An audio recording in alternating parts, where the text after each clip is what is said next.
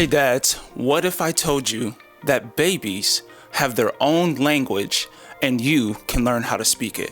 One of the biggest fears about becoming a parent and a new dad is always hearing the crying and not knowing what to do. In this video, I'm gonna break it down so you can see exactly how to understand what your baby is saying. Let's get into it. All right, so the first thing that you need to know is when you're trying to understand your baby, this is going to take time. You are not going to develop this skill overnight. You're not going to be able to master it in a day or two. It doesn't happen like that. The first requirement to understanding your baby is understanding the time that it's going to take to be able to identify exactly what's going on. So don't come in expecting that you're going to be a master in a night.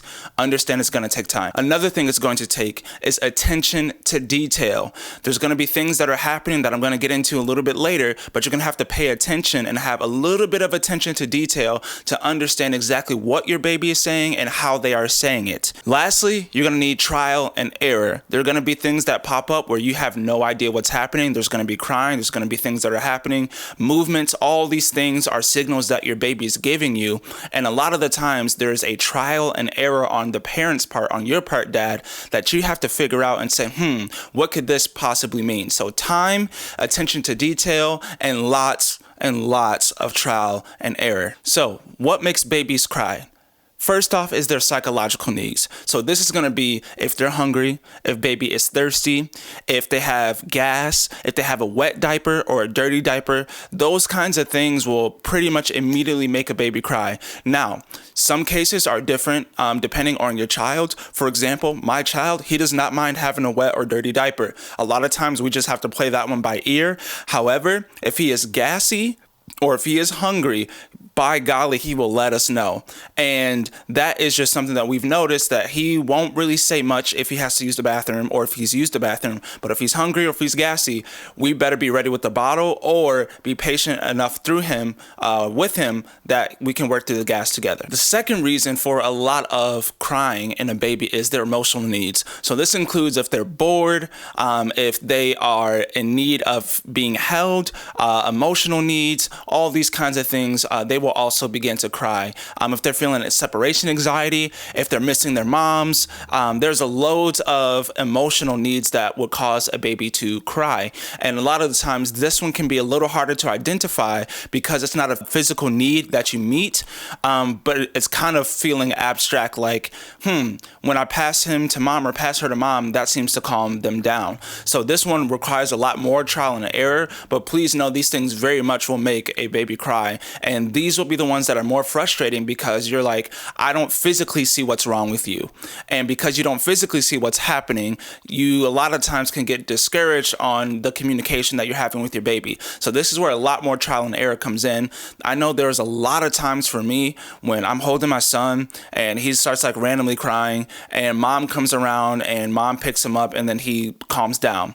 And we have to be okay enough to realize, like, okay, he needed mom at this point, or maybe he needed dad. So it just kind of depends on the child's need. And for you guys just to be aware that this is very much a reason for a baby to cry. The last reason why babies cry is medical needs. So this is going to be your sicknesses, your fevers, pain, irritations. All those kinds of things will also cause a baby to cry. These again are more noticeable and you can pick them up a lot easier. However, the cries can be extended due to the fact that these may not be necessarily be able to be healed or a need that can be met right away. For example, pain. Sometimes as we know, pain lingers. So if a baby's experiencing pain, no matter how much you try to comfort her or comfort him, they're still going to be feeling that pain. And because of that, they're going to be crying longer. So identify if there's any pain happening, and that might be part of the extended cries that you are hearing. Now that we went over all the reasons why babies cry, let's break down and identify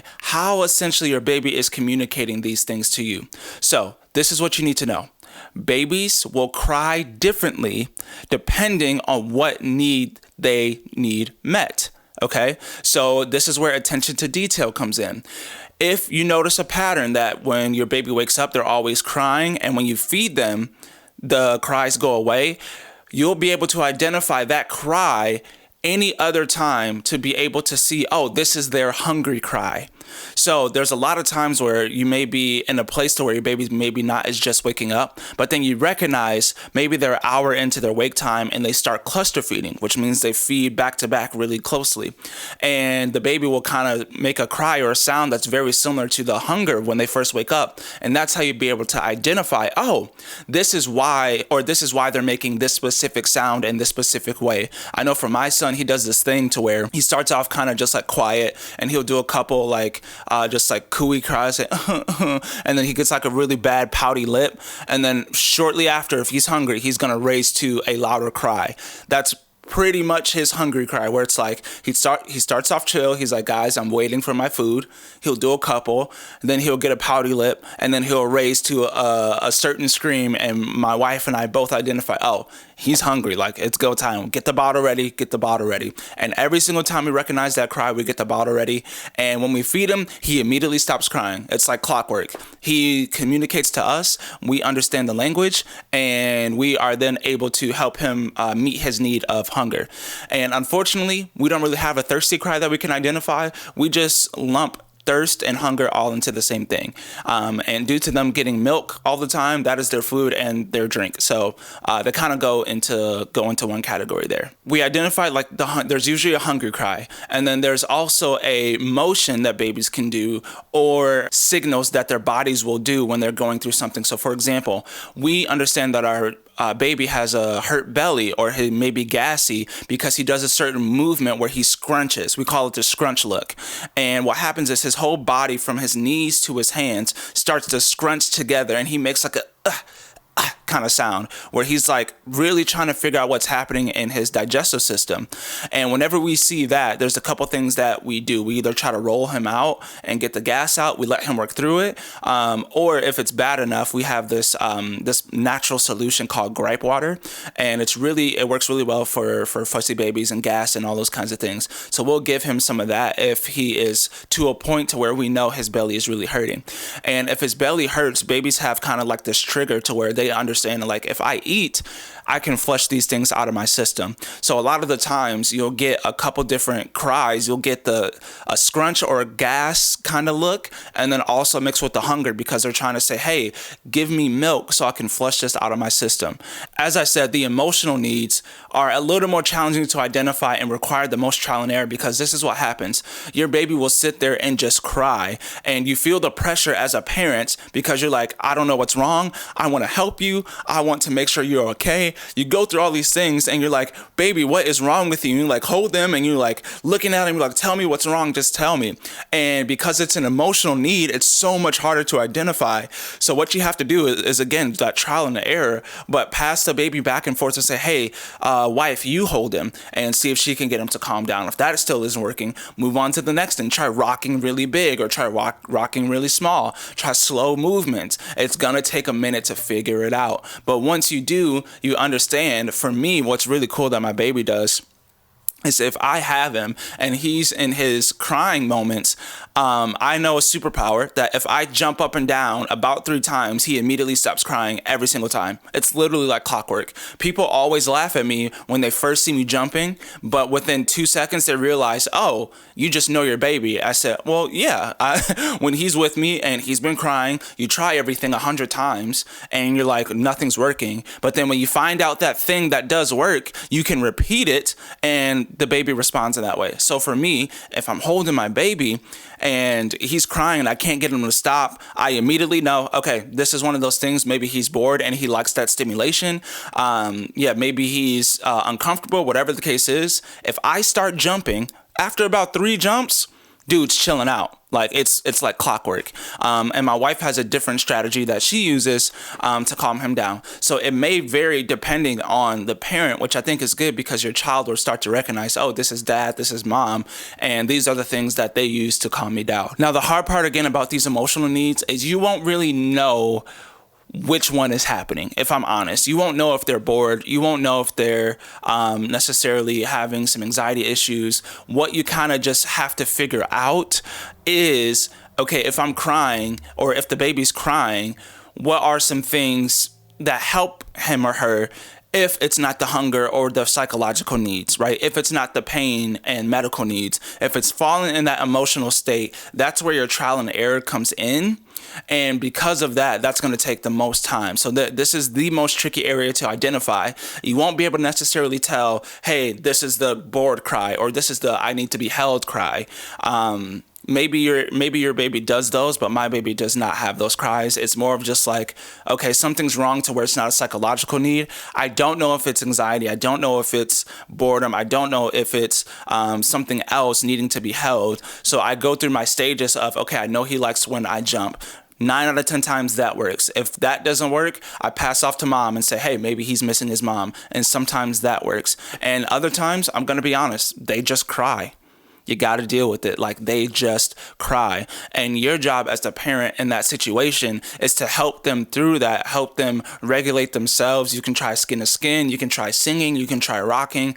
All those things are just to try to help them regulate. So don't feel bad if you can't figure out why your baby's crying. It does not mean you are a bad parent. It does not mean you are a bad father. It's just you guys have to take the time to figure each other out. Lastly, the medical issues. So my son does this cry to where we call it the SpongeBob cry.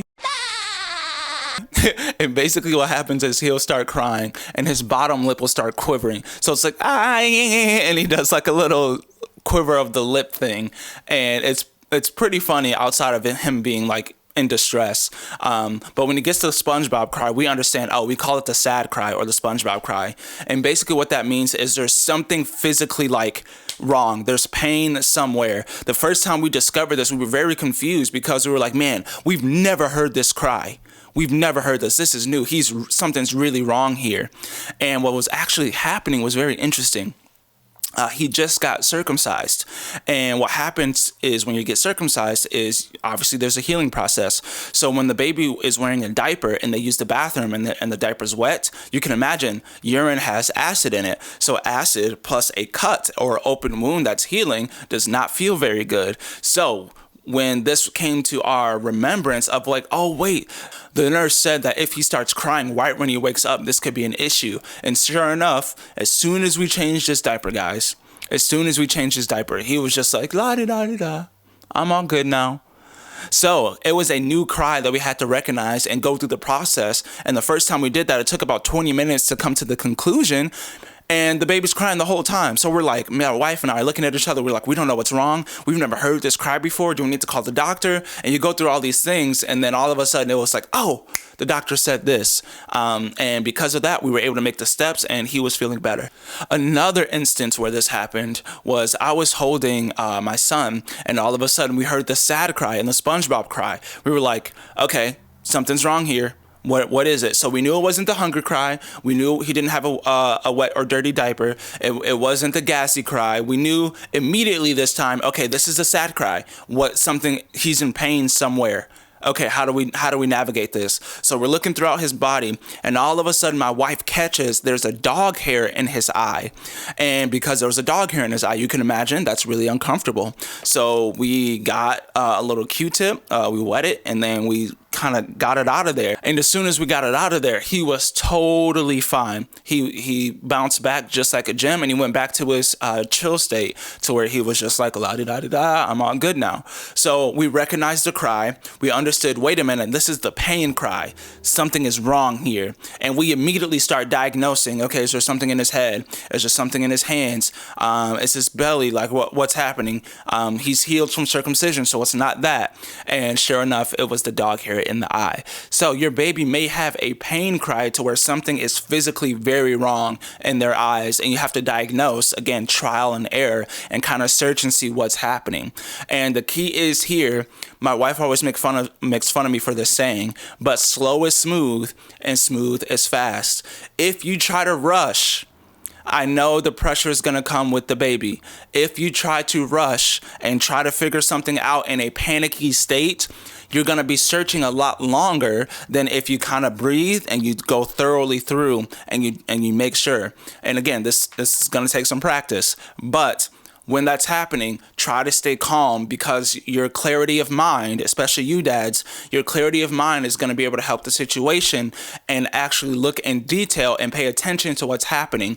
Otherwise, if you go too fast, you're going to be missing what could be the problem. It can be something as small as a hair in the eye or an eyelash that's barely touching the eye. That's also happened. Or where the clothes were not fitting correctly. Another one that's very interesting is you won't be able to tell temperature control with your baby. So they may be too hot or too cold, and you may just have to walk outside to get cooled down or to warm up.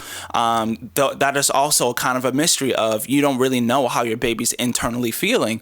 So that's one of those things where it's just like, okay, let's try to move this as quickly as possible, but with as much clarity as possible. So that way you can get through the steps and thoroughly go through them to make sure that whatever the problem is, you can get to it. And I think this is important to tell you guys is, again, you're not going to get this on day one. You're not going to understand your baby on day one. The key is go ahead of time understanding this, because what happened for me was I was thrown into the situation not realizing that baby has certain cries or that they could communicate in a way that we can understand. It just wasn't brought to my attention. So for you guys ahead of time, I like to educate you guys ahead of time before you get in these situations. Know that your baby will try to communicate with you as soon as they are born out the womb. As soon as they're out of the womb, they will start that process of trying to connect with you and speak to you. And what's really cool, guys, is right out the womb, your baby gives hunger cues. Check this out, guys.